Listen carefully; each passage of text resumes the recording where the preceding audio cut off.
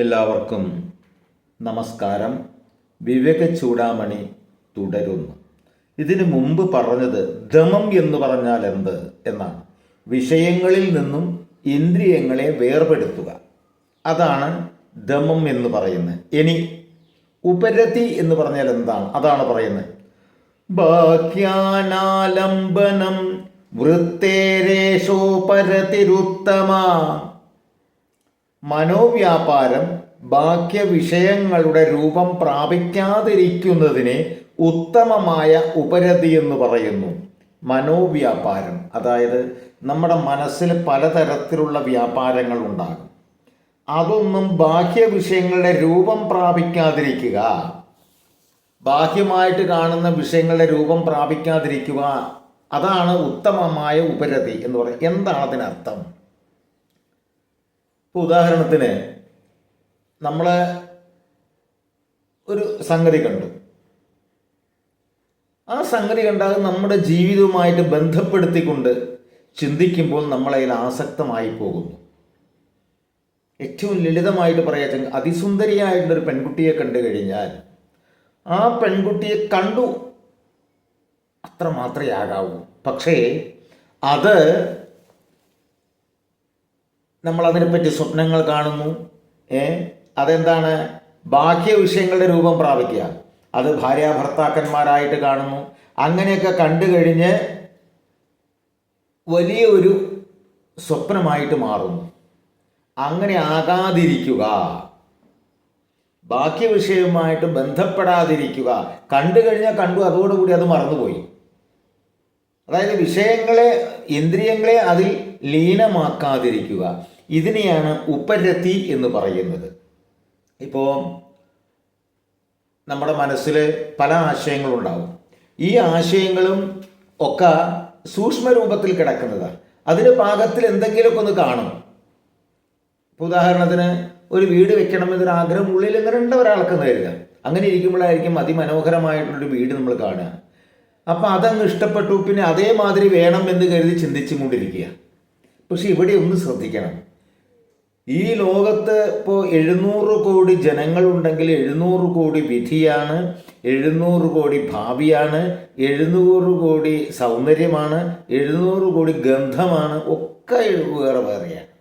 അപ്പോൾ ഒന്നുപോലെ അതുപോലെ വേണം എനിക്ക് എന്ന് ചിന്തിക്കുന്നത് തെറ്റാണ്. അതൊരിക്കലും നടക്കില്ല. അതുപോലെ വേണം എന്ന് കരുതി ചിന്തിച്ചു കൊണ്ടിരിക്കുന്ന സമയത്ത് എന്ത് സംഭവിക്കുന്നു? അതേമാതിരി കിട്ടാതെയാകുമ്പോൾ നമുക്ക് ദുഃഖം വരുന്നു. അതുകൊണ്ടാണ് പറയുന്നത്, അത് ഉള്ളിലേക്ക് എടുക്കരുത്.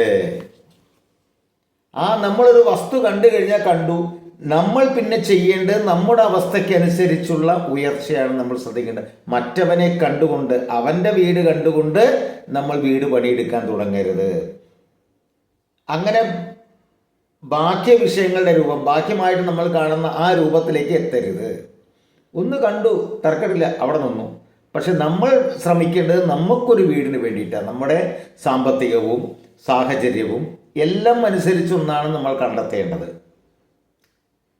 അങ്ങനെയുള്ള അവസ്ഥയ്ക്കാണ് ഉപരതി എന്ന് പറയുന്നത്. എന്ന് വെച്ചാൽ അനുകരണമില്ലാതെ എനിക്ക് സ്വന്തമായിട്ട് എന്താണോ ഉള്ളത് അതിനെ ഞാൻ കാണിക്കുക എന്നൊരാന്തരികാർത്ഥം. പിന്നെ പറയുന്നു, സഹനം സർവദുഃഖാനാമപ്രതീകാരപൂർവകം ചിന്താവിലാപരഹിതം സാ തിതിക്ഷാ നിഗദ്യതേ. എന്തെന്ത് ദുഃഖങ്ങൾ വന്നാലും അവയുടെ പരിഹാരത്തിനായി പ്രയത്നിക്കാതെയും അവയെക്കുറിച്ച് വ്യാകുലപ്പെടുകയോ വിലപിക്കുകയോ ചെയ്യാതെയും സഹിക്കുന്നതിനെ തിതിക്ഷ എന്ന് പറയുന്നു. ഇനി തിതിക്ഷ എന്ന് പറഞ്ഞാൽ എന്താണ് എന്നാണ് ഇവിടെ പറയുന്നത്. ഇപ്പൊ ദമം എന്താണെന്ന് പറഞ്ഞു, ഉപരതി എന്താണെന്ന് പറഞ്ഞു. ഇനി തിതിക്ഷ, അതായത് ഇപ്പോൾ നല്ല തണുപ്പുണ്ട്, തണുപ്പിന് എന്താ വേണ്ടത്? പുറത്ത് വേണം, അല്ലെങ്കിൽ ചൂടുള്ള സ്ഥലത്ത് പോയിരിക്കണം. ഇതൊന്നും ചെയ്യാതെ, തണുപ്പ് സ്വാഭാവികമാണ്, തണുപ്പ് അത് സഹിക്കുക, ചൂട് അത് സഹിക്കുക, ഒരു പരാതിയും ഇല്ലാതെ സഹിക്കുക. അപ്പം അങ്ങനെ അയ്യോ എനിക്ക് പുറപ്പില്ല, തണുക്കുന്നു, അല്ലെങ്കിൽ എന്തൊരു ചൂടാണ് എന്നിങ്ങനെ യാതൊരു പരാതിയും ഇല്ലാതെ ആ അവസ്ഥകളെ മുഴുവൻ സഹിക്കുന്ന അവസ്ഥയ്ക്കാണ് തിതിക്ഷ എന്ന് പറയുന്നത്.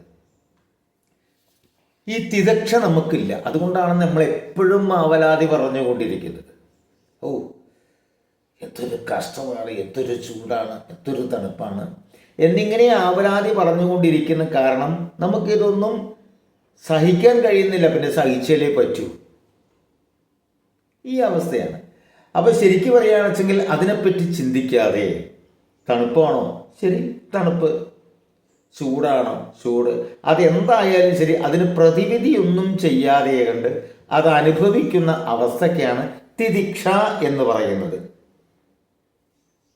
പിന്നെ പറയുന്നു, ശാസ്ത്രസ്യ ഗുരുവാക്യസ്യ സത്യബുദ്ധ്യാവധാരണ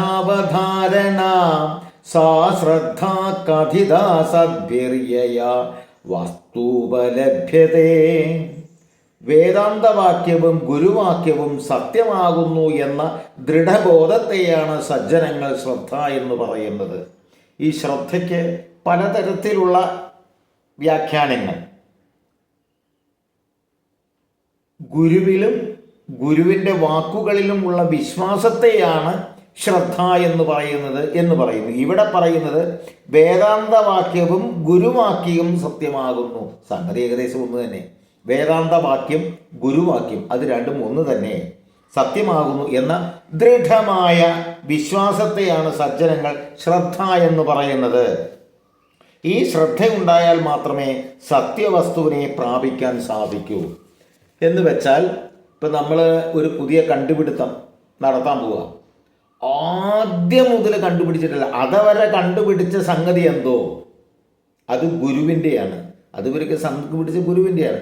അവിടെ നിന്ന് പിന്നെ അങ്ങോട്ടാണ് കണ്ടുപിടിക്കുന്നത്. മനസ്സിലായോ? ഇപ്പോൾ വൈദ്യുതി ഉപയോഗിച്ച് മറ്റ് പല കാര്യങ്ങളും പുതുതായിട്ട് കണ്ടുപിടിക്കണമെങ്കിൽ ആദ്യം മുതൽ വൈദ്യുതി എങ്ങനെ ഉണ്ടായി എന്ന് കണ്ടുപിടിച്ചിട്ടല്ല. വൈദ്യുതി ഉണ്ട് യഥാർത്ഥത്തിൽ, അതെല്ലാം മുമ്പുള്ള പൂർവികന്മാർ കണ്ടെത്തിയിട്ടുണ്ട്. ഇനി അതുപയോഗിച്ച് അടുത്ത പരീക്ഷണം ചെയ്താൽ മതി. അപ്പം അതിന് ശ്രദ്ധ വേണം. എന്ത് വേണം? ഗുരുവാക്യം, അതിൽ ശ്രദ്ധ വേണം. അതേപോലെ എല്ലാ വേദാന്ത സാരം ഗുരുവാക്യം ഇതൊന്നു തന്നെയാണ്. എന്താണ് വേദാന്തം? അറിവിൻ്റെ അവസാനം.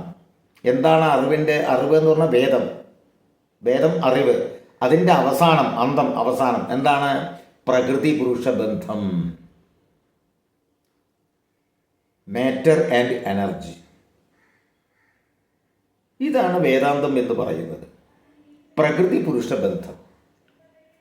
ഒരു വസ്തു പ്രായോഗികമായിട്ട് കാണണമെങ്കിലും വ്യവഹാരം നടക്കണമെങ്കിലും എന്ത് വേണം? ഞാൻ എന്നും നീ എന്നും അവസ്ഥ വേണം. നമ്മുടെ സനാതന ധർമ്മപ്രകാരം ഞാൻ മാത്രമേ ഉള്ളൂ, അഹം, അതാണ്. പക്ഷെ ഭൗതിക ജീവിതത്തിൽ അത് പോരാ. കാരണം നമ്മൾ ഓരോരുത്തരും രൂപമെടുത്തിരിക്കുന്നു. അതുകൊണ്ട് ഞാൻ എന്നും നീ എന്നും രണ്ടവസ്ഥ വേണം. എന്നാൽ മാത്രമേ വ്യവഹാരം നടക്കുകയുള്ളൂ. അപ്പം അവിടെ വ്യവഹാരം നടക്കണമെങ്കിൽ എന്ത് വേണം? പുരുഷനും പ്രകൃതിയും വേണം. പുരുഷനായ ഞാനും വേണം, എനിക്കൊരു ശരീരവും വേണം. പുരുഷനായ നീയും വേണം, നിനക്കൊരു ശരീരവും വേണം. എന്നാലേ വ്യവഹാരങ്ങൾ നടത്താൻ പറ്റും. ഒരാൾക്ക് വിവാഹം കഴിക്കണം. വിവാഹം കഴിക്കണമെങ്കിൽ ഞാൻ എന്ന ഘടകവും വേണം, എനിക്കൊരു ശരീരവും വേണം. നീ എന്ന ഘടകവും വേണം, നിനക്കൊരു സ്ത്രീ ശരീരവും വേണം. എന്നാലേ വിവാഹം കഴിക്കാൻ പറ്റൂ. മനസ്സിലായില്ലേ? അതാണ് വേദാന്തം എന്ന് പറയുന്നത്, പ്രകൃതി പുരുഷ ബന്ധം.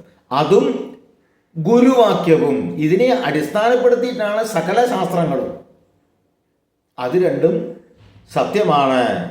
അതിൽ രണ്ടുമുള്ള വിശ്വാസം, അതിനെയാണ് എന്തു പറയുന്നത്? ശ്രദ്ധ എന്ന് പറയുന്നത്. ബാക്കി അടുത്ത ഭാഗത്ത്. നന്ദി, നമസ്കാരം.